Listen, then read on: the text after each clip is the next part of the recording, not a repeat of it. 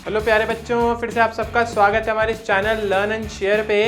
आपके जीतू भैया वापस आ गए आप लोगों के लिए एक नया वीडियो लेकर के। चैप्टर नंबर 2 का ये लास्ट पार्ट है।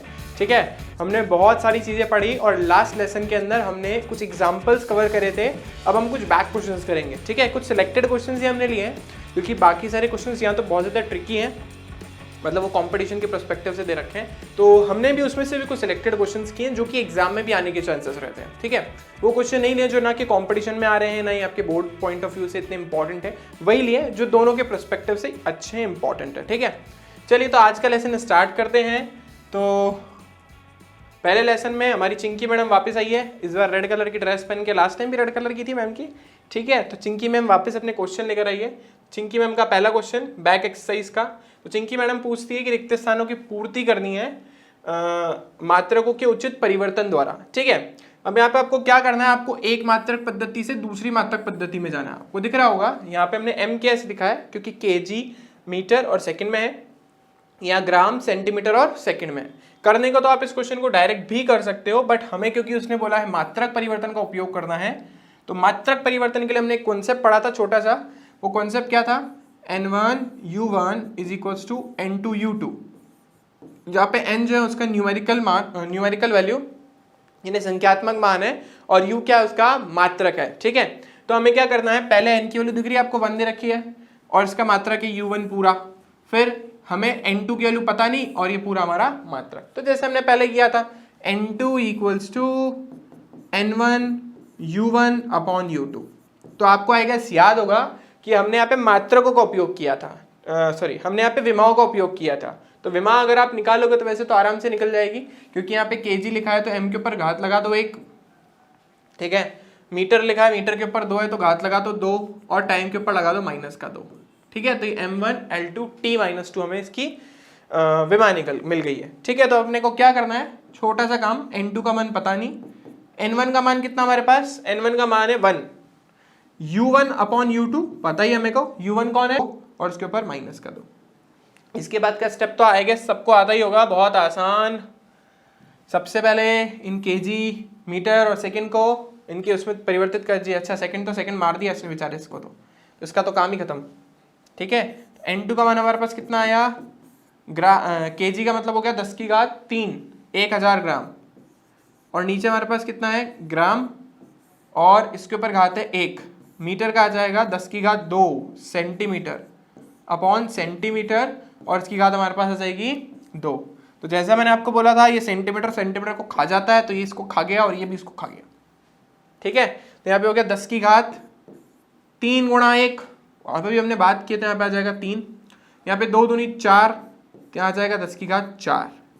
तो n2 का मान हमें कितना मिला, 10 की घात 7। वैसे भी हमने पढ़ा है कि एक जो जूल होता है वो 10 की घात 7 अर्ग के बराबर होता है, तो ये कुछ ऐसा ही क्वेश्चन है। तो यहाँ पे हमारे पास रिक्त स्थान की पहली पूर्ति तो हो गई, और हमारी जो मैडम है चिंकी मैडम, उनके चेहरे पर ब्लश आते हुए, ठीक है, आप सब देख सकते हो। तो यहाँ पे हमारे पास मान आ गया 10 की घात 7।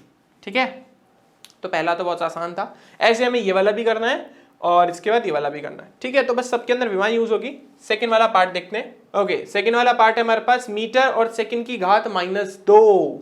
अगर मैं इसकी विमा लिखूंगा तो देखो कितना आ जाएगा, मीटर के नाम पे हमारे पास आता है L1, तो L1 और t के ऊपर घात आती है -2। ठीक है ना, अब समझना बहुत ध्यान से है क्योंकि यहाँ पर हमारे पास मीटर प्रति सेकंड है, प्रति सेकंड स्क्वायर है, और यहाँ पर हमारे पास केजी प्रति आर स्क्वायर है। यानी u1 का मान इस बार छोटा है और u2 का मान बड़ा हो गया। यानी इस बार हम जब रखेंगे तो मीटर ऊपर आएगा और किलोमीटर नीचे आ जाएगा, सेकंड ऊपर आएगा और घंटे यानी आवर्स आएंगे नीचे। चलो इसको नेक्स्ट पेज पे करते हैं, बहुत सही क्वेश्चन है।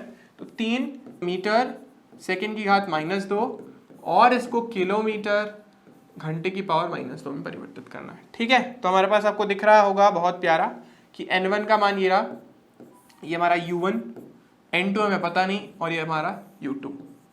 ठीक है, तो n2 इक्वल्स टू हमारे पास कितना आएगा, n1 u1 अपॉन u2। तो n1 का मान कितना, 3।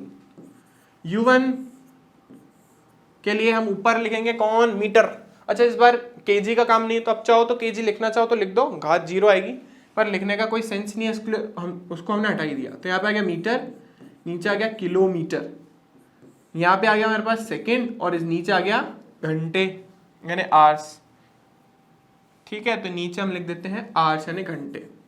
और देखिए घात, यहाँ पे देखो, आप समझ रहे हैं आपको बहुत ध्यान से एक चीज कि जब ये सेकंड ऊपर जाएगा ना, जब सेकंड ऊपर जाएगा, सॉरी 10 की घात 3 ऊपर जाएगा तो वो क्या हो जाएगा माइनस का 3। सेकंड नहीं, 10 की घात 3 ऊपर जाएगा तो हो जाएगा माइनस का 3। तो हम इसको लिख सकते हैं 10 की घात माइनस का 3 और इसके ऊपर घात है 1। अभी देखो 60 का आप कुछ नहीं कर सकते हो, कोई बात नहीं कर सकते हो, छोड़ दो, 6 को नीचे रहने दो। अच्छा यहाँ तो चलो ठीक है, अपन ऐसा करते हैं एक साथ कर लेते हैं फिर ऊपर ले जाएंगे एक साथ, ठीक है ना। हम पहले इसको सॉल्व कर लेते हैं फिर ऊपर ले जाएंगे तो ज्यादा कंफ्यूजन क्रिएट नहीं होगी। 3 एज इट इज, 10 की घात 1, 10 की घात 3 को 1 से गुणा तो करा तो यही आएगा। दूसरी तरफ इसके ऊपर घात कितनी लगी, माइनस का 2, तो यानी 60 के ऊपर घात आ गई हमारे पास माइनस का 2। अब तो आसान हो गया क्योंकि अब हमारे को लेके तो जाना ही पड़ेगा। तो ये 10 की घात 3 जब ऊपर जाएगी तो हो जाएगी 10 की घात माइनस का 3 और ये 60 की घात माइनस का 2 जब ऊपर जाएगा तो प्लस की हो जाएगी, तो ये 60 की घात प्लस का 2। अब तो सॉल्व कर लो, आसान है। तो हो जाएगा 3 गुणा 10 की घात माइनस 3, 60 का मतलब हो गया 6 इंटू 6 यानी 36 और यहाँ पे अब 1 0 का स्क्वायर करोगे तो आ जाएगा 00 यानी 10 की घात 2। ठीक है ना, 3600 को लिखा है मैंने। अब समझने वाली बात है, अब यहाँ पे देखो 10 का भाई कौन, ये रहा एक, ये रहा दूसरा। इसका भाई -3 का भाई कौन है, माइनस प्लस का 2, तो -2 और सॉरी -3 और +2 आपस में एक साथ आ जाएंगे और 3 और 6 अपने आप एक साथ, 3 और 36 सॉरी। यहाँ पे हमारे पास आ रहा है 10 की घात माइनस का 3 और प्लस का 2, तो ये हो गया हमारे पास 3 6 18, 3 3 9 और एक हो गया 10 इंटू 10 की घात माइनस का 1। अब आप समझदार हो तो डायरेक्टली भी बता सकते हो कि 10 की घात माइनस कभी भी ऊपर नहीं रह सकता, माइनस में क्या रहता है नीचे, तो उसको नीचे लेके जाओ। जब नीचे लेके जाओगे तो वो धनात्मक हो जाएगा, तो ये हो गया हमारे पास धनात्मक। 10 लिखा है तो आपको पता है एक लास्ट एक डिजिट से पहले 0 आ जाएगा, ये हमारे पास 0 आ गया, तो ये समझदार है बच्चे, है ना। चलो, तो ये था हमारा इसका सेकेंड पार्ट। अब अपने को करना है इसका थर्ड पार्ट, वो भी बहुत इंटरेस्टिंग है, उसमें पूरा विमा का उपयोग ही हो रहा है। वो है हमारे पास ये सार्वत्रिक गुरुत्वीय नियतांक का मान निकालना है हमें, जो कि MKS में उसको कन्वर्ट करना है CGS में। बहुत सुंदर प्रश्न है, बहुत सही, ठीक है। 6.67 इंटू 10 की घात माइनस का 11 न्यूटन मीटर स्क्वायर kg की घात -2 को परिवर्तित करना है। अभी उसने ग्राम में लिखी होगी वैल्यू, देखो ग्राम सेंटीमीटर सेंटीमीटर में लिख दिया ना, तो आपको तो और बेनिफिट हो गया। ग्राम की घात माइनस का 1, उसके बाद सेकंड की घात माइनस का 2 और सेंटीमीटर क्यूब। अब मेरी बात अच्छे से सुनना आप लोग, या तो आप विमा इसका यूज करके निकाल लो, सीधा सीधा निकल आएगा, नहीं तो आप इसको पूरा एक्सपेंड करो। अब आप क्या करना चाहते हो ये आपके ऊपर है, ठीक है ना। अब जैसे आप न्यूटन को लिखोगे तो न्यूटन के लिए आप क्या लिखोगे, m1 L1 T-2। In metre भाई साहब के लिए क्या लिखोगे, L2, और इन kg भाई साहब के लिए क्या लिखोगे, m-2। अब इस m का भाई ये रहा, तो एक टुचुक करके इसके पास आता है और इसके अंदर अपनी घात को जोड़ देता है, तो प्लस का 1 माइनस का 2, लेकिन ये बेचारा नेगेटिव निकला इसलिए हमारे पास आ गया माइनस का 1। ये और ये भाई साहब निकले तो ये हो गया L की घात 3 और ये हो गया T का कोई भाई साहब है ही नहीं, कोई भाई बंधु है ही नहीं, तो ऐसे जैसे। अब मेरी बात आप सुनिए, यहाँ तो अभी लंबा प्रोसीजर करके निकालिए, यहाँ तो अभी भी देख सकते हो kg की जगह बस ग्राम लिखा है, मीटर की जगह सेंटीमीटर और सेकंड की जगह तो सेकंड ही है। तो देखो ग्राम के ऊपर -1, m के ऊपर -1, सेंटीमीटर पे 3, L के ऊपर 3 और T के ऊपर -2, सेकंड के ऊपर 2। तो आपको जैसा मन करे वैसे करो, कोई बोलने वाला नहीं है, ठीक है। तो अब अपने को n2 का मान निकालना है। n1 का मान 6.67 गुणा 10 की घात माइनस का 11। इस बार n1 कौन है, ये वाला, तो हम लिखेंगे kg, नीचे लिखेंगे ग्राम, यहाँ लिखेंगे मीटर, क्योंकि इस बार हमारे पास kg वेजी है, पहले था नहीं, सिर्फ फर्स्ट तो सेकंड पार्ट तो उसमें नहीं था इसलिए नहीं लिया, और लास्ट वाले में सेकंड में आया भाई साहब सेकंड। अब बस जो घात है वो देख लो, घात क्या क्या हमारे पास, घात है हमारे पास -1 +3 और -2। अब ये भाई साहब तो ये भाई साहब को खा गए, तो इनमें तो कुछ बचा ही नहीं। बस किलोग्राम का ग्राम में 10⁻³ ग्राम, नीचे भी ग्राम, इसकी घात -1, मीटर का सेंटीमीटर 10⁻² सेंटीमीटर, नीचे भी सेंटीमीटर, इसकी घात +3। ठीक है, और ये 6.67 गुणा 10⁻⁻11 तो एज इट इज चल रहा है। बस अब क्या करना है, तो ये भाई साहब ग्राम को ग्राम खा गया, तो ये ग्राम ग्राम को खा गया, ये ग्राम ग्राम को खा गया, ये सेंटीमीटर सेंटीमीटर को खा गया। ठीक है ना। अब ये 3 और एक है -1, ओहो 3 और -1 तो -3 होता है, अभी तक तो प्लस ही चल रहा था सर, अभी माइनस हो गया, तो हो गया कि 10⁻⁻3। ठीक है ना, 3 गुणा -1, और ये भाई साहब देखो 3 और 6, 3 दूनी 6 हो गया, तो 10 की घात कितना हो गया, ये 6। ठीक है, तो ये भाई साहब, ये भाई साहब और ये भाई साहब एक दूसरे के दोस्त हैं, दोस्त से तो आधार समान घातें जुड़ गई, तो ये दोस्त आपस में एक दूसरे से जुड़ जाएंगे, लेकिन दोस्त ये नेगेटिव निकला, ये भी नेगेटिव निकला, ये पॉजिटिव निकला।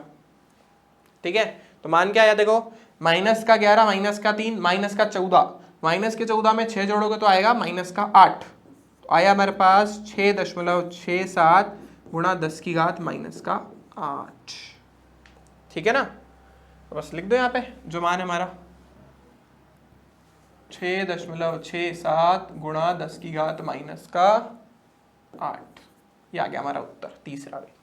ठीक है, ये हमारे तीनों प्रश्न जो है ABC तीनों खत्म हो गए। इसमें बहुत इंटरेस्टिंग मुझे लगा ये जी वाला, और काफी इंपॉर्टेंट भी है। ठीक है, बाकी तो तीनों ही अपने लेवल पे बहुत अच्छे क्वेश्चन है, लेकिन ये जी वाला ज्यादा इंपॉर्टेंट है। चलो आगे चलते हैं। प्रश्न संख्या 2, रिक्त स्थानों की पूर्ति करनी है, लेकिन यहाँ पर हमें एक चीज का ध्यान रखना है, वो क्या है, जो मेंशन नहीं है, सेल्फ अंडरस्टूड है। आप पहला क्वेश्चन पढ़ोगे तो क्वेश्चन में मेंशन है कि सार्थक अंकों का ध्यान में रखते हुए। हमने यहाँ पे एक छोटी सी मिस्टेक करी, वो मिस्टेक हमने ये करी क्योंकि यहाँ पे हमने सार्थक अंकों का ध्यान नहीं रखा ना, तो यहाँ पे हमें 10 की घात सिर्फ 7 नहीं लिखना है, हमें लिखना पड़ेगा 1 गुणा 10 की घात 7, क्योंकि यहाँ पर भी हमारे पास सार्थक अंक 1 था ना, तो यहाँ पे भी सार्थक अंक कितना होना चाहिए, 1। तो मैंने ये चीज़ आप लोगों को बताई नहीं, कोई बात नहीं, आप लोग समझ गए होंगे कि हमें सार्थक अंकों का ध्यान रखना, तो 1 गुणा कर दो आगे, कोई फर्क नहीं पड़ना कि यहाँ 1 है तो यहाँ पे भी 1 होना चाहिए।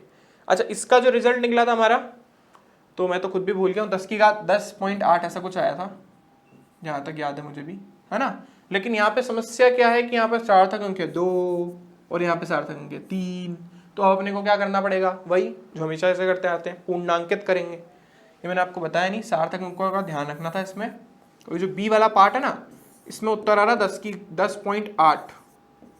समस्या ये है कि यहाँ पे 2 है तो यहाँ पे भी 2 होने चाहिए, तो यहाँ पे तो 3 आ रहे हैं, तो पूर्णांकित कर दो ना 2 अंकों तक, इस भाई साहब को धर ले आओ, तो इस 8 की वजह से क्या हो गया 11, तो हम यहाँ पे 10.8 नहीं लिखेंगे, हम यहाँ पे क्या लिखेंगे 11। अगर सार्थक अंकों के लिए बोल रहा है तो सिर्फ और सिर्फ तब, और अगर डायरेक्टली कन्वर्जन बोल दिया तो सिंपल कर दो।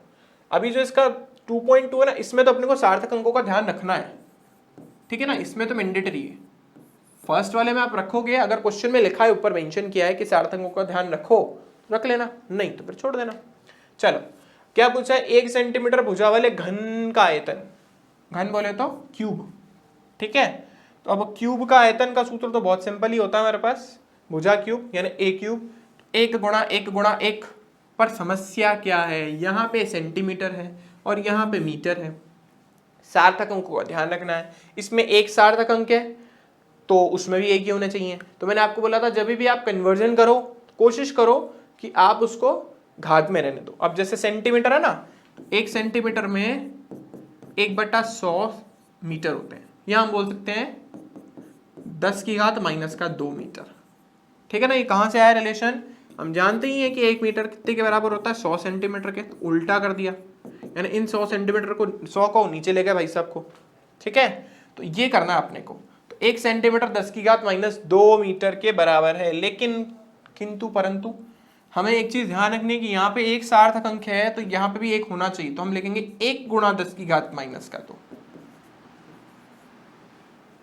यहाँ पे भी एक है ना, तो यहाँ पे भी एक होना ही चाहिए, नहीं है तो गड़बड़ है, ठीक है। तो अब हमारे पास एक भुजा आ गई, ये हमारी क्या भुजा, तो हमारे को घन का वर्ग निकालना है, सॉरी आयतन निकालना है। तो आयतन किसके बराबर होता है, आयतन बराबर होता है भुजा के, ठीक है। तो ये हमारे पास आ गया 1 गुणा, अब इन भाई साहब पे 2 का फर्क ही नहीं पड़ा क्योंकि 1 का क्यूब तो 1 ही होता है, लेकिन ये भाई साहब चेंज हो गए, 10 की घात माइनस का 2 इंटू 3 माइनस का 6 और ये मीटर का क्यूब। ये आ गया हमारे पास उत्तर। सार्थक अंकों का ध्यान रखना था, रखते हुए हमने उत्तर निकाल दिया, ठीक है। अभी बहुत प्यारा क्वेश्चन है, मजेदार क्वेश्चन है भी। किसी 2 सेंटीमीटर त्रिज्या व 10 सेंटीमीटर ऊंचाई वाले सिलेंडर का क्षेत्रफल, वो भी किसमें निकालना है, मिलीमीटर स्क्वायर में, ठीक है ना। सार्थक अंकों का ध्यान रखना है क्योंकि हम चीजों को गुणा भाग कर रहे हैं। देखो अब गुणा भाग हो रहा है ना, तो जिसमें न्यूनतम सार्थक अंक होते हैं हमारे परिणामी में भी उतने आने चाहिए थे। अब हमारे पास यहाँ पे 1 ही था तो रिजल्ट में भी 1 आ गया, ठीक है ना। लास्ट में यहाँ पे देखिए त्रिज्या के अंदर 1 है और ऊंचाई के अंदर भी 1 है, क्योंकि 1 के आगे वाले को हम रेस्पेक्ट तो वैसे ही नहीं देते हैं। तो यहाँ पे भी 1 है, यहाँ पे भी 1 है, तो रिजल्ट में भी कितना आना चाहिए, 1, क्योंकि हमसे उसने बोला पृष्ठीय क्षेत्रफल वो भी किसमें निकालना, मिलीमीटर स्क्वायर में। ये तो भाई खतरनाक बात हो गई, तो मिलीमीटर स्क्वायर में निकाल लेते हैं। चलो कोई बात, बड़ी बात नहीं है। हमें ये तो पता ही है कि 1 सेंटीमीटर जो होता है वो 10 मिलीमीटर के बराबर होता है। तो ये हो गया हमारे पास 1 सेंटीमीटर 10 मिलीमीटर के बराबर है। तो त्रिज्या कितनी, रेडियस हमारे पास 2 सेंटीमीटर। अच्छा ये कौन सा पार्ट था हमारा, ये हमारा ए पार्ट है, और ये हम कौन सा पार्ट कर रहे हैं इसका, बी, ठीक है ना। इसके टोटल 4 पार्ट है, उसको तोड़ के लिख दिया मैंने ताकि ना पेपर पूरा भरे नहीं। तो देखो ऐसा आगे का भी पार्ट है इसके 2 और, इनका पेपर भर जाता ना, इसने मतलब शीट ये यहाँ तक ही थी तो इसलिए हमने उसको पीछे कर दिया। तो त्रिज्या हमारे को दे रखी है 2 सेंटीमीटर, ऊंचाई दे रखी है 2, अच्छा 2 को अपने को परिवर्तित करना है मीटर में।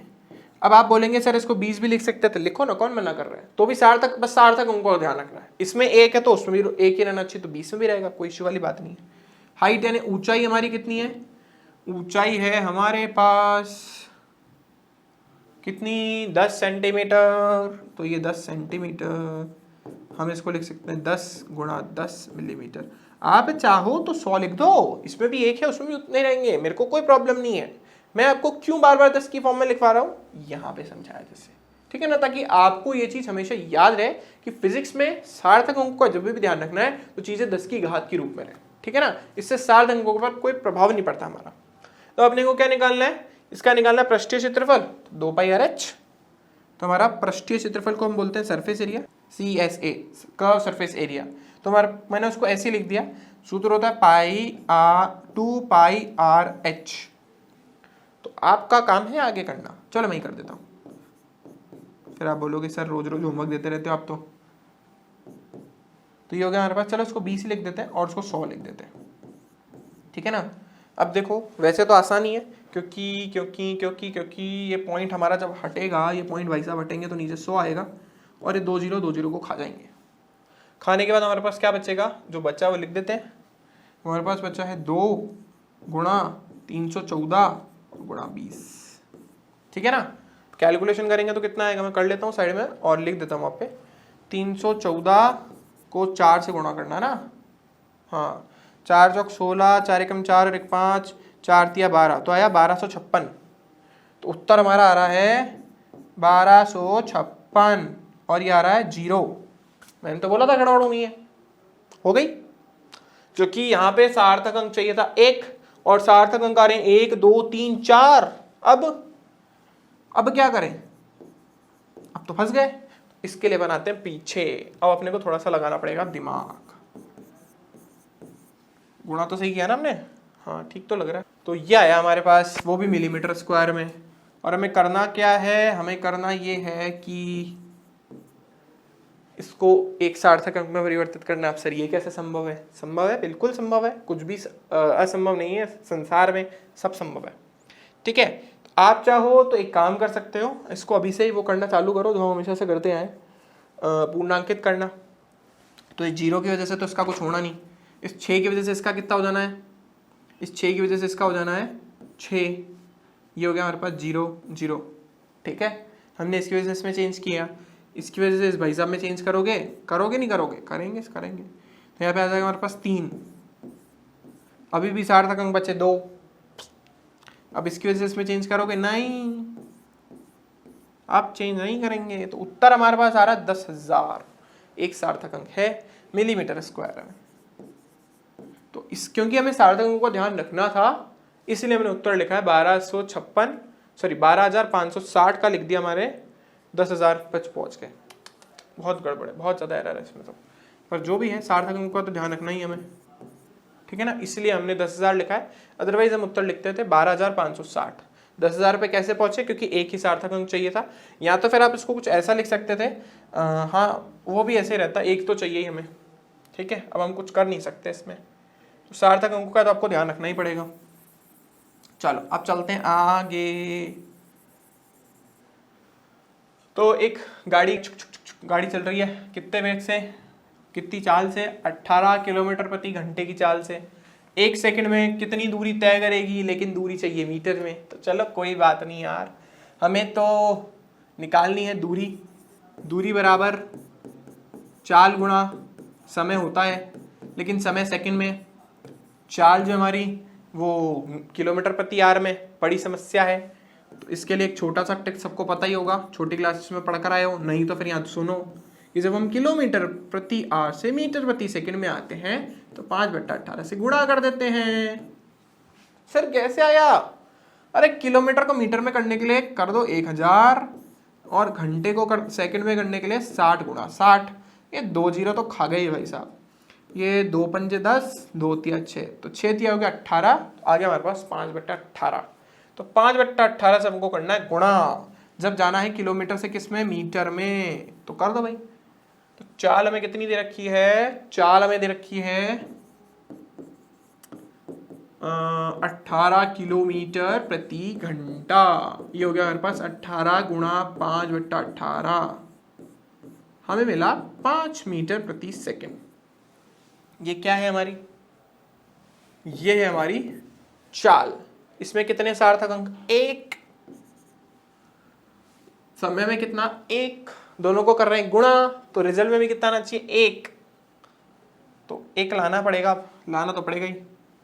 चाल कितनी है, 5, और ये कितना है, 1। दूरी आ गई मीटर में, 5 आ गया, सार्थक अंकों का तो कोई समस्या ही नहीं, तो 5 मीटर उत्तर है। सब में मिनिमम सार्थक अंक 1 ही थे और 1 ही आया हमारे रिजल्ट में। चलो तो ये तो था आसान प्रश्न।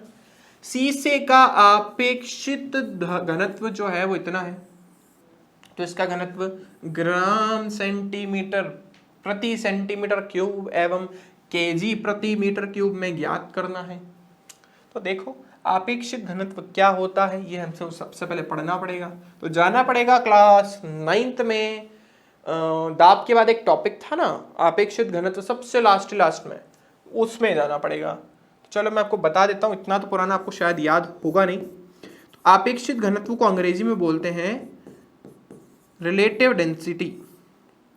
होता क्या है, हम एक्चुअली अलग अलग पदार्थों की घनत्व को जल के घनत्व से उसकी तुलना करते हैं। और भी जल का जो घनत्व लेते हैं वो किस पे लेते हैं, 4 डिग्री सेल्सियस पर, यानी वो तापमान जब उसका घनत्व सबसे ज्यादा होता, वो तापमान जब उसका घनत्व सबसे ज्यादा होता है। तो ऊपर तो रखते हैं हम पदार्थ का घनत्व, बताते हैं हम क्या बोल रहे हैं अभी, जल का घनत्व वो हम लिखेंगे नीचे, ठीक है। वो भी कितने टेम्परेचर पे, 4 degree Celsius. Sir 4 degree Celsius ही क्यों लिया, न्यूटन भाई साहब आपको बता के गए थे क्या, नहीं मेरे को थोड़ा बता के जाएंगे, मेरे को क्यों बता के जाएंगे, उन्होंने ऐसा बताया, न्यूटन ने तो नहीं, एक साइंटिस्ट ने बोला कि भाई 4 डिग्री सेल्सियस पर द्रव का, जल का जो द्रव्यमान होता है वो सबसे, घनत्व जो होता है वो सबसे ज्यादा होता है। 1 डिग्री सेल्सियस से 4 डिग्री सेल्सियस तक द्रव का घनत्व बढ़ता है, 4 डिग्री सेल्सियस पर अधिकतम होता है और उसके बाद नीचे जाता है। जलीय जीवों का बड़ा यूज है, जलीय जीव इसका बहुत यूज करते हैं। आपने देखा होगा जहाँ पे झीलें जम जाती है तो झीलों का ऊपर का भाग जम जाता है पूरा, नीचे का एज इट इज रहता है। भाई साहब ये कैसी लॉजिक, वो हुआ जमनी थी तो पूरी झील जमनी थी ना, ऊपर से क्यों जमी, नीचे से कैसे रह गई, उसके पीछे लॉजिक ये है क्योंकि 4 डिग्री सेल्सियस पर जल का घनत्व सबसे ज्यादा होता है, ठीक है ना। इसके बारे में डिटेल में पढ़ेंगे, एक चैप्टर आएगा हमारे पास, उसमें डिटेल में बात करेंगे। तो अभी अपने को समझना है कि सूत्र होता है अपेक्षित घनत्व का, पदार्थ का घनत्व बटा द्रव्यमान जल का घनत्व। तो एक्चुअली हम क्या करते हैं, किसी भी पदार्थ के घनत्व को जल से कंपेयर करते हैं।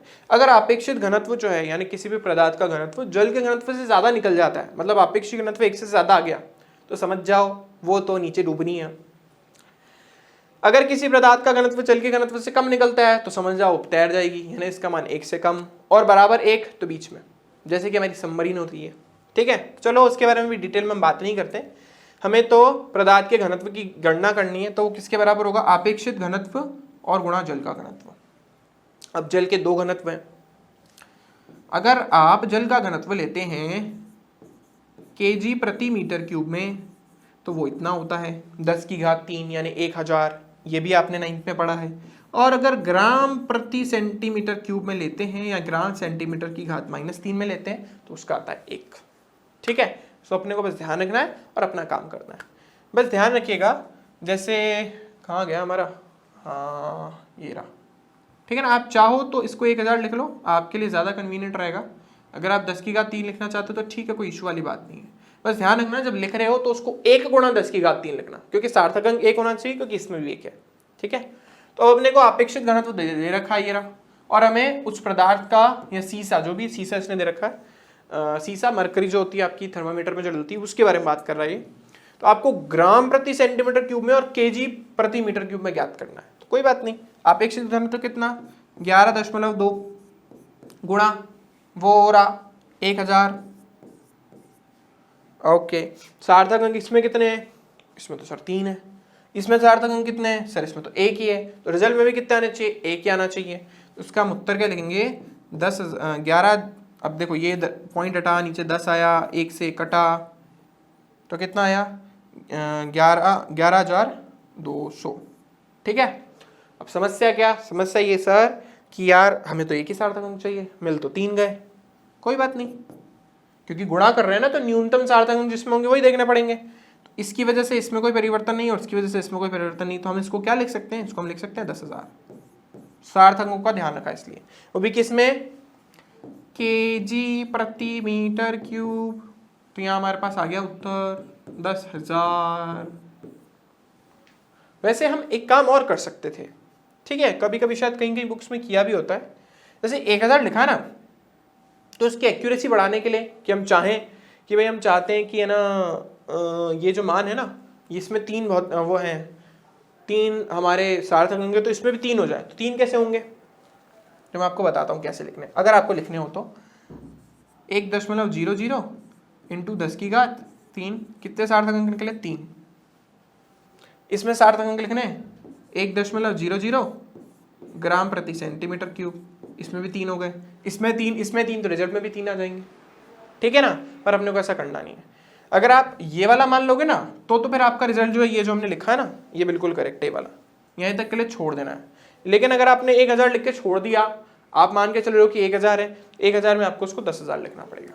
ठीक है, अभी ग्राम प्रति सेंटीमीटर क्यूब के लिए हमको थोड़ा ऊपर का पार्ट करना पड़ेगा। देखो अब इस बार हमारे पास 11.2 गुणा 1, रिजल्ट कितना आया? 11.2 किसमें? ग्राम प्रति मीटर क्यूब में। ठीक है, अब वही सार्थक अंक कितने चाहिए? सिर्फ 1। आ कितने रहे? 3।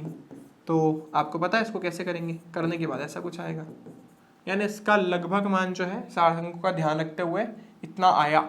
लेकिन अगर मैंने लिया है मान 1.00, तो मान आपको इतना ही लिख के छोड़ देना 11.2। लेकिन कब? जब आपने माना है कि जल का घनत्व 1.00 है, मतलब दशमलव के बाद 2 डिजिट तक आप बिल्कुल करेक्ट है। वैसे तो करेक्ट होता है ये मान, पर आपके लेने के ऊपर है। एग्जाम में अगर आपने ये लिया है ना, तो फिर जैसा उत्तर था ये वाला उत्तर लिख के छोड़ देना, खत्म। लेकिन अगर आपने 1000 लिख दिया तो इसका मतलब आपने 1 सार्थक अंक लिया है, तो रिजल्ट में भी 1 ही आना चाहिए, 1 से ज्यादा अलाउ नहीं है। ठीक है ना, तो दोनों ही उत्तर सही है अपनी जगह, पर डिपेंड करता है अपने द्रव का जल का घनत्व के लिए। अगर क्वेश्चन में मेंशन है स्पेशली तो आपको वही लेना पड़ेगा, वरना आप पूरी तरीके से फ्री हो, आप कुछ भी ले सकते हो। ठीक है, अब चलते हैं चलो नेक्स्ट पार्ट पे इसके। ये भी बहुत मस्त क्वेश्चन है, वही N1 U1 वाले पे रिलेटेड है। तो हमारी चिंकी मैडम जो ब्लश कर रही है वापस आई। ठीक है, तो ऊष्मा जो है, पारगमन में ऊष्मा हम जब पढ़ेंगे, ऊष्मा वाला जो चैप्टर होगा थर्मोडायनेमिक्स वगैरह, उसके अंदर आएगा कि वहां पे जो अपन ऊष्मा मापते हैं ना, वो जूल में नहीं मापते, वहां पे अपन मापते हैं कैलोरीज में। और जो आपका 1 कैलोरी होता है वो इतने जूल के बराबर होता है, ये आपको दे रखा है, और यह लगभग इतने के बराबर होता है। तो ये आपको बोल रहा है कि एक जो कैलोरी है, कैलोरी को शॉर्ट में लिखते हैं CAL, वो कितने के बराबर होता है 4.2 जूल। वैसे तो ये रिजल्ट बहुत काम का है, हम निकालेंगे भी, लेकिन बाद में, अभी के लिए तो क्वेश्चन में दे रखा है। एक कैलोरी जो है, कैलोरी को लिखते हैं CAL, इसलिए मैंने लिख दिया है CAL। अब इसके बाद इसने बोला जहाँ एक जो जूल है वो इतने के बराबर हम जानते ही हैं, kg मीटर स्क्वायर पर सेकेंड स्क्वायर। मैं तो कह रहा हूँ, बोल रहा है आपको कि उसको आपको पता है कि आपको वो ऐसा मान के चल रहा है कि आपको नहीं आता, इसलिए उसने आपको स्पेशली लिख के दिया है एक जूल जो है वो 1 kg मीटर स्क्वायर प्रति सेकेंड स्क्वायर के बराबर होता है। यानी इसकी विमा निकली m1 L2 T-2। लेकिन हम बहुत अच्छे बच्चे हैं, हमने पहले याद रखा है ना।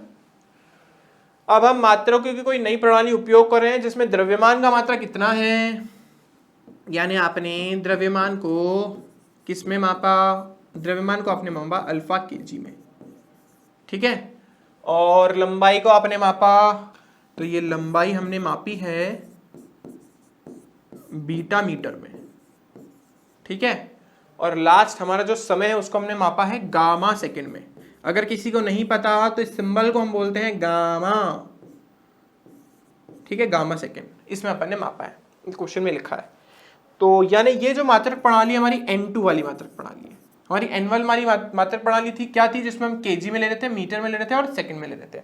और हमें बोला है कि दूसरी मात्रक प्रणाली ये है, सॉरी N2 थोड़ी ना है, तो U2 होगा ना, मात्रक प्रणाली हो गई तो हमारी N2 तो हमें निकालना है। तो ये हमें U2 दे रखा है और ये हमारी U1 है, MKS वाली। तो हमें बोला है कि नए मात्रकों के पदों में कैलोरी का मान इतना होगा, आराम से हो जाएगा, कोई मुश्किल काम थोड़ी ना है। हमें N1 का मान कितना दे रखा है, हमें N1 का मान ये दे रखा कितना, हमें N1 का मान दे रखा है कि एक कैलोरी जो है 4.2 जूल के बराबर होता है। तो N1 का मान भी आपको पता है 1 आना है, N2 का मान भी आपको पता है 4.2 आना है। N1 4.2 और N2 हमें पता है, ये हमने ना उल्टा रिलेशन लिख दिया है, ठीक है सही है। हाँ, N1 का आप चाहो जिसको जो लेना चाहो ले लो, मैं N1 इसको ले रहा हूँ क्योंकि इससे ना कन्वीनियंट ज़्यादा रहेगा क्वेश्चन। तो इसको मैं N1 U1 मान के चल रहा हूँ और इसको मैं N2 U2 मान के चल रहा हूँ। तो आपका N1 U1 जो है उसमें N1 का मान 4.2 है, U1 जूल में है, और N2 आपका 1 है और U2 आपका कैलोरी में। जो कैलोरी आपको ये दे रखी है नई मात्रक पद्धति, ठीक है। तो आपको बताना है कि आपका जो कैलोरी का मान होगा इतना होगा। सिंपल प्रॉब्लम है, कर लेते, चलो नेक्स्ट पेज पे आते हैं। तो अरे देखे नहीं है क्या, चलो कोई बात नहीं, कर लेते हैं।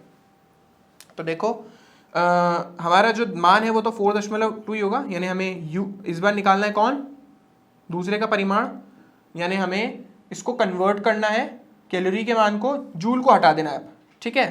तो अब हमारा जो मान है N1 का वो तो है 4.2 जूल। तो जूल के लिए हम ऊपर क्या लिखेंगे kg, इसके अंदर ऊपर लिखेंगे मीटर और उसमें हम ऊपर लिखेंगे सेकंड। इन भाई साहब ने अपने को कितना दिया, इन भाई साहब ने दिया अपने को अल्फा kg, तो ये लिख दो भाई अल्फा kg। इन भाई साहब ने अपने को कितना दिया, लंबाई बीटा मीटर, तो ये लिख देते अपन बीटा मीटर। और सेकंड के नाम पे अपने को इसने क्या दिया, गामा सेकंड, तो ये लिख दो यहाँ पे गामा सेकंड। कौन सी घात है, ये रही। M1 के ऊपर कितनी 1, L के ऊपर कितनी 2 और इसके ऊपर कितनी -2, ठीक है। तो अब देखो ये kg भाई साहब kg को खा गए, ये मीटर को खा गया और सेकंड को खा गया। तो ये अल्फा भाई साहब जो ऊपर आएंगे, इनका कोई नहीं है तो एक तो हो गया ना इनके भागात। तो ये अल्फा भाई साहब जो ऊपर आएंगे तो एक की जगह कितना हो जाएगा -1, और 1 से गुणा होने के बाद कितना हो जाएगा 4 तो 1 एच ही रहा, अल्फा की घात आ गई -1। कैसे भाई, हम मान के चल रहे हैं कि इसके ऊपर एक घात है, ऊपर आके -1 हो गई। बीटा में भी 1 थी, ऊपर आके -1 हो गई। -1 को 2 से गुणा करा तो -2 हो गया। इस पे कितनी थी 1, ऊपर जाके -1, -1 को -2 से गुणा करा तो हो गया +2। देखो हो गया प्रूफ। जो हमारी नई मात्रक पद्धति है ना ये वाली, जिसमें हमने द्रव्यमान को, लंबाई को और समय को मापा है, उसमें एक कैलोरी का मान इतना होगा। हमारे अकॉर्डिंग एक कैलोरी 4.2 जूल के बराबर होती है। तो इस 4.2 जूल से हम ऐसा भी नहीं बोल सकते कि हमारा N2 U2 ये है। एक्चुअली हमारी जो नई मात्रक पद्धति है ना, उस नई मात्रक पद्धति के अंदर हमारे पास इसका मान नहीं पता था, है ना। तो नई मात्रक पद्धति हमारे लिए है जिसमें N2 U2 हमें नहीं पता, ठीक है। तो N क्या बोलते हैं, आ गया मान, कोई मुश्किल वाला काम तो था ही नहीं, इजीली आ गया। क्योंकि परिमाण पूछा ना इसने अपन से, सिर्फ परिमाण, मात्रक के बारे में नहीं बोला, इसलिए हमको क्या निकालना, सिर्फ N2 का मान आ गया जो हमने यहाँ पे लिख रखा है, ठीक है। चलो अपन चलते हैं आगे नेक्स्ट प्रॉब्लम पे। ये भी बहुत सही क्वेश्चन है, इजी है, एक स्टेप का ही क्वेश्चन है। हमारा पहला बोला है कि लंबाई को मापने के लिए हमने निम्नलिखित उपकरण यूज करें, निम्नलिखित में से सबसे परिशुद्ध कौन सा है। मैंने आपको क्लियरली बोला था परिशुद्धता सीधी सीधी यंत्र पे डिपेंड करती है, प्रिसाइजनेस जो होती है। अब जितना कम आपका लीस्ट काउंट यानी अल्पतमांक जितना छोटा होगा, अल्पतमांक या अल्पतमांक जितना सबसे छोटा होगा, जिसका सबसे छोटा होगा उसकी परिशुद्धता भी उतनी ज्यादा होगी, वो सबसे परिशुद्ध होगा। तो बस आपको क्या निकालना है, इनके अल्पतमांक। तो जिसका अल्पतमांक सबसे छोटा वो सबसे ज्यादा परिशुद्ध। तो हमारे वर्नियर कैलिपर्स में 20 विभाजन है, हम तो जानते ही हैं भाई। 1 सेंटीमीटर कितने के बराबर था, 20 विभाजन के। तो एक विभाजन या भाग कुछ भी लिख दो आप।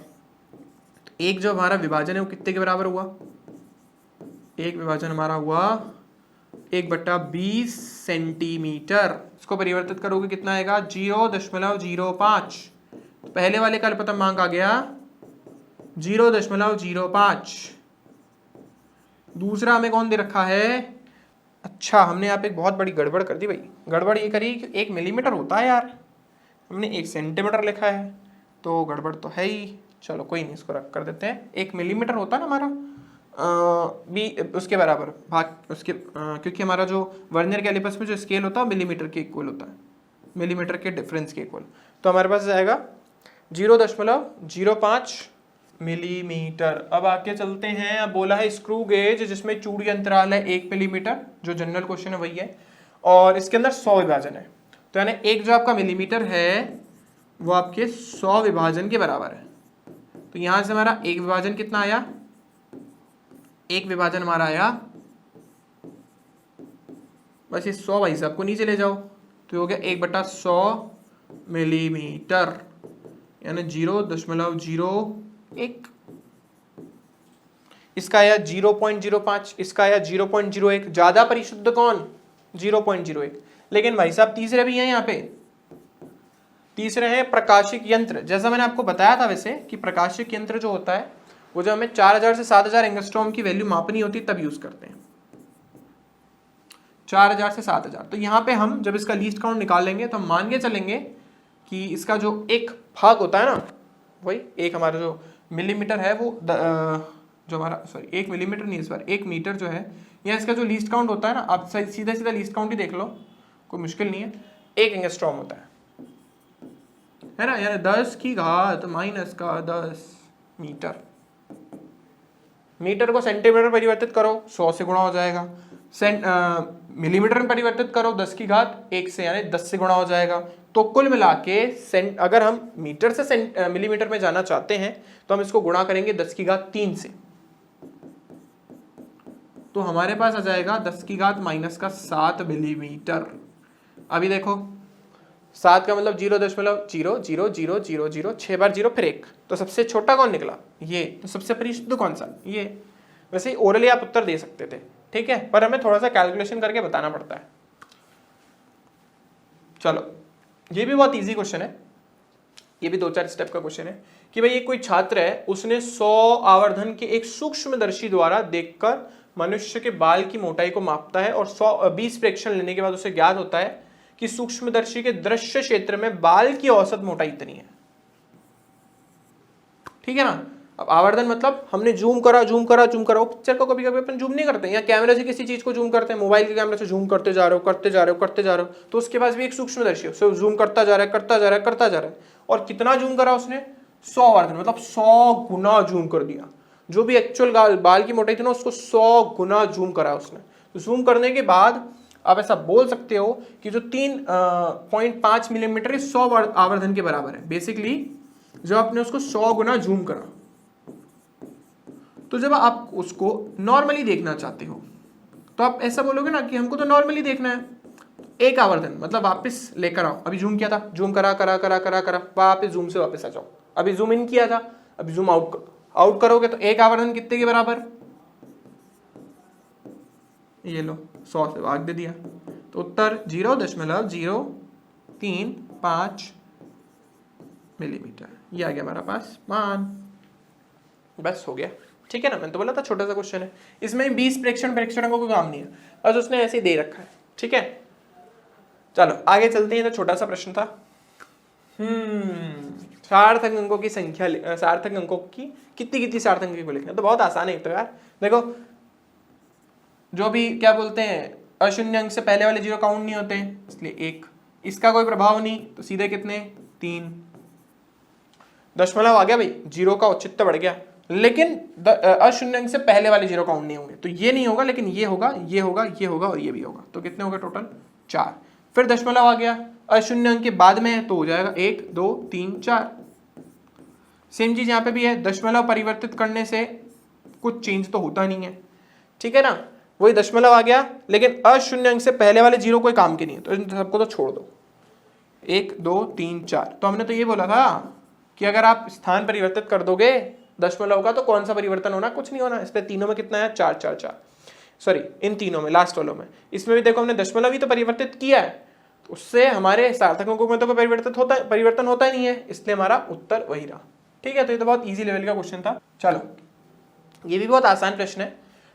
पंसारी की तुलना, वो पंसारी मतलब तो ग्रोसरी शॉप वाला, ठीक है ना, द्वारा मापे गए एक डिब्बे का द्रव्यमान इतना है और उसमें सोने के 2 टुकड़े रखे हैं, ठीक है ना। आप सुनार की दुकान पे जाते होगे तो वो आप लोगों ने एक चीज़ नोटिस की होगी कि जब वो आपको कोई भी चीज़ दिखाता है उससे पहले भी डिब्बे का वेट करता है, ठीक है, और जब आपको चीज़ें दिखा देता है उसके बाद भी वो चीज़ों का वेट करता है, ताकि उसे पता चले कि उसमें से कुछ चीज़ निकली तो नहीं है, ठीक है ना। तो वो यही कर रहा है, उसके पास एक डिब्बा है और उस डिब्बे का वजन कितना है, इतना, अरे बाप रे इतना ज़्यादा भारी, डिब्बे का खुद का ही वजन 2.30 किलो है, तो ये डिब्बे का वजन,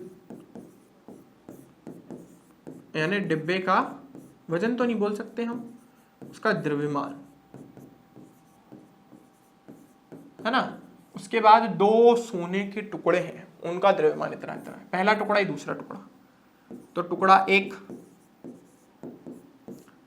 कितना इसका 20.15 ग्राम, और दूसरा टुकड़ा, ये टुकड़ा हमारे पास है 20.17 ग्राम, ठीक है ना। आप चाहो तो केजी में कन्वर्ट कर लो, उसको बढ़िया रहेगा, तो उसको 1000 से डिवाइड करना पड़ता है। हम सबको पता है कि 1 ग्राम 1/1000 केजी के बराबर होता है, तो 1000 से भाग दे दो, भाग देने के बाद शून्य जो है आगे 3 दशमलव के मतलब 3 अंकों से पहले शिफ्ट हो जाएगा, 0.2015, ठीक है ना, 2015 और दशमलव हमारे पास आएगा 0 केजी हो गया, अब तो अब औदा बढ़ गया इसका, है ना, 2017, ठीक है ना, अभी केजी में हो गया, ठीक है, तो कोई फर्क नहीं पड़ेगा, पर अभी हम बता रहे हैं ऐसा क्यों करा हमने।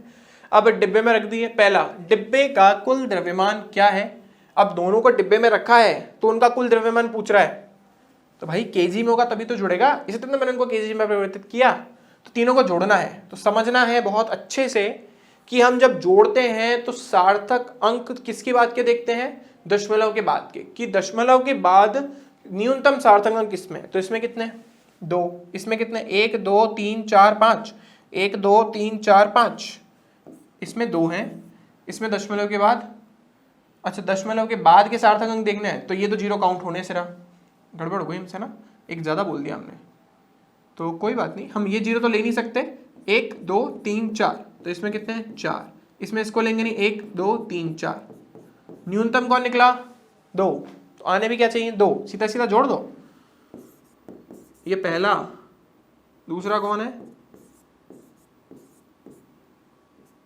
ठीक है, और ये तीसरा, ये 12, एक हासिल, 1 2 3 0, है ना, कुछ गड़बड़ तो नहीं करी ना, हाँ ठीक है, अभी तक तो हानि ठीक चल रही है, ठीक है ना, 0 0 लिख देते हैं, आएंगे नहीं, बस एक रेफरेंस के लिए लिखे ना, चलो हटा ही देते हैं, छोड़ो, तो ये 2 और 2 आ गया हमारे पास 4, तो ये 2 और 2 हमारा हो गया 4, ये 3 और ये 2, तो ये सार्थक अंक हमारे पास आएंगे सिर्फ 2, इसकी वजह से इसमें कोई परिवर्तन नहीं, इसकी वजह से इसमें कोई परिवर्तन नहीं, और इसकी वजह से इसमें कोई परिवर्तन नहीं, तो मान कितना आया जोड़ने के बाद 2.34 किलो, ठीक है, ओके। अब निकालना है, ये तो हमारा हुआ ए पार्ट,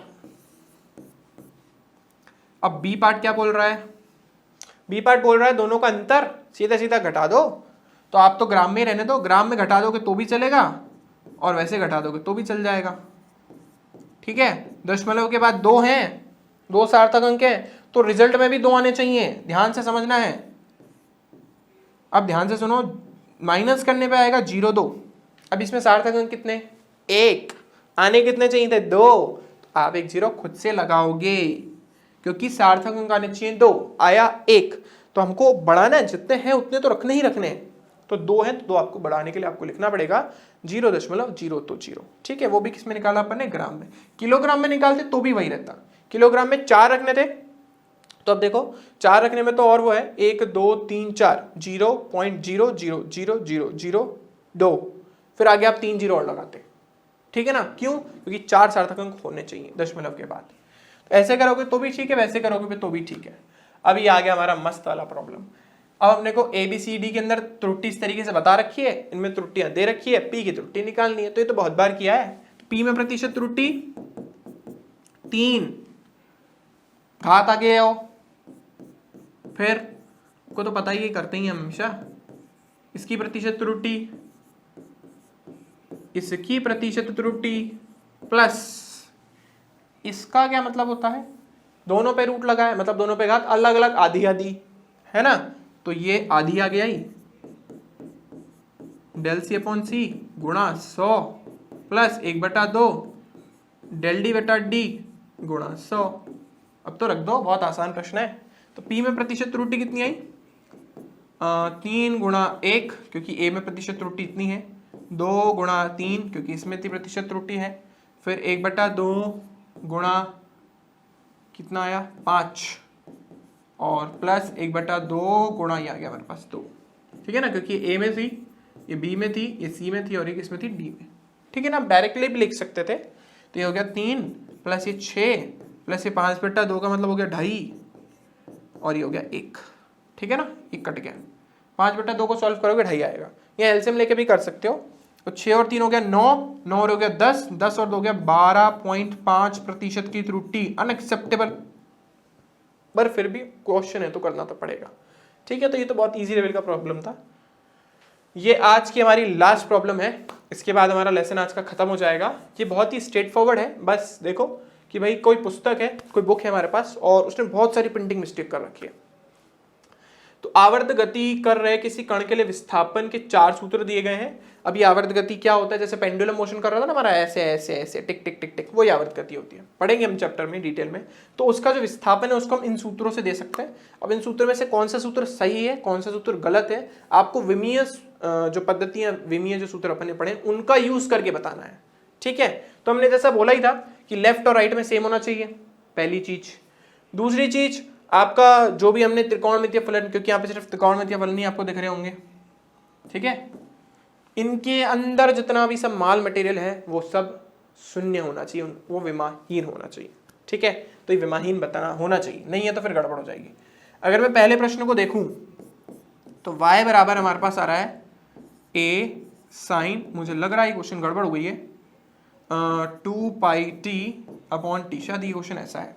ठीक है, चलो मैं दोनों तरीके से करा देता हूँ। जो यहाँ पे लिखा है शायद हमारी प्रिंटिंग मिस्टेक हो गई है, तो ये लिखा है, ये दोनों करके बता देता हूँ। तो अगर चलो ये वाला पहले प्रॉब्लम होता, मान लो ये वाला होता, ठीक है, तो देखो कहानी बिल्कुल गड़बड़ है। क्योंकि जब आप अंदर की बात करोगे साइन के कोण के बारे में, देखो साइन का कोण कितना है, साइन के कोण में आ रहा है 2πt। 2π की तो कोई विमा नहीं होती, लेकिन t की तो होती है ना, 1 होती है।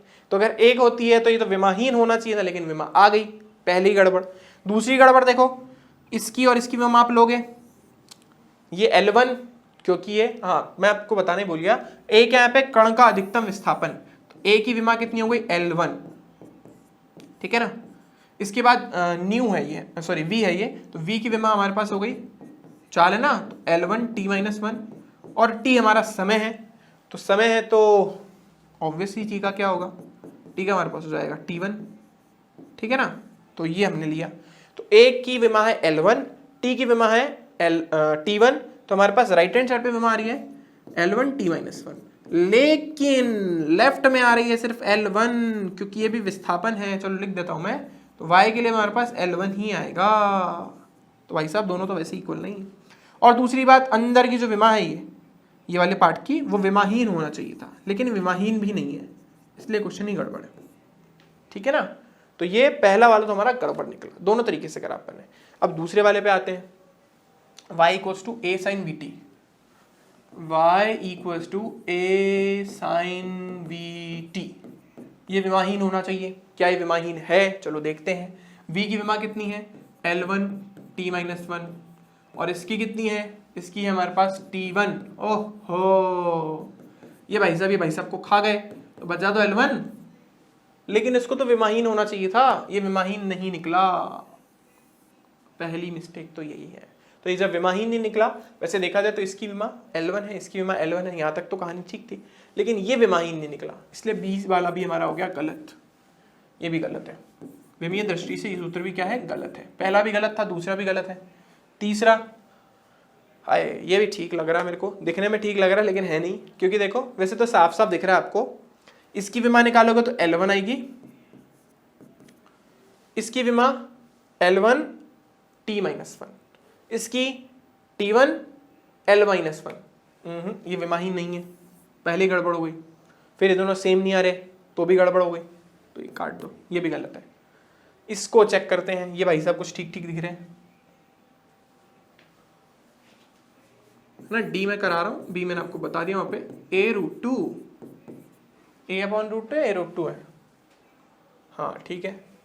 अंदर हमारे पास आ रहा है sin 2 पाई t/t प्लस cos 2 पाई t/t, ठीक है। चलो बढ़िया है, साफ साफ दिख रहा होगा वैसे आपको। ये विमाहीन होना चाहिए है, देखो इसकी T1 इसकी T1 गई, इसकी T1 इसकी T1 गई, तो ये विमाहीन हुआ।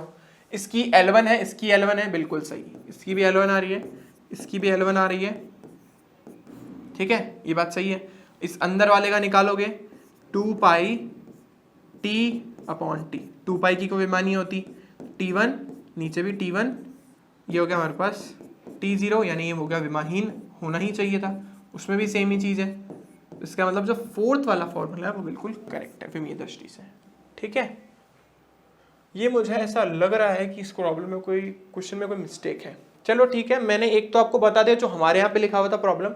अगर आपकी बुक में कुछ और प्रॉब्लम है, क्योंकि एग्जैक्टली तो मुझे भी याद नहीं बुक में क्या था, अगर प्रॉब्लम कुछ ऐसी लिखी है, देखो एग्जैक्टली मुझे याद नहीं है, उसमें सिर्फ एक छोटा सा अंदाजा लगा रहा हूँ कि शायद क्वेश्चन ये है,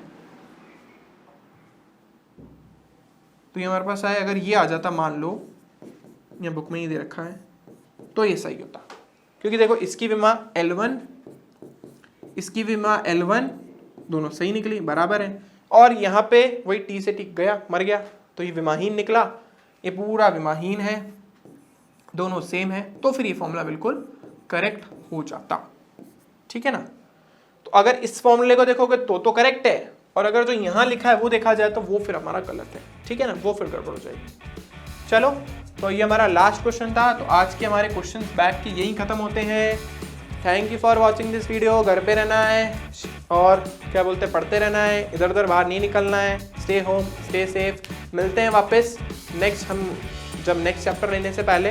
अब जो हम क्या बोलते हैं, कुछ गणितीय, जैसे मैंने आपको बोला था, प्रारंभिक गणितीय संकल्पना है जो हम स्टार्ट करेंगे, उसमें वो सारी चीज़ें पढ़ने वाले हैं जो फिजिक्स में आगे कहीं ना कहीं काम आएंगी, ठीक है। जो मैथमेटिक्स का पार्ट है वो हम कोर लेने वाले हैं, ठीक है। तो ये चैप्टर हमारा यहीं पे ओवर हो गया, नेक्स्ट हम वो स्टार्ट करेंगे, ठीक है। Thank you for watching this video, please like share and subscribe.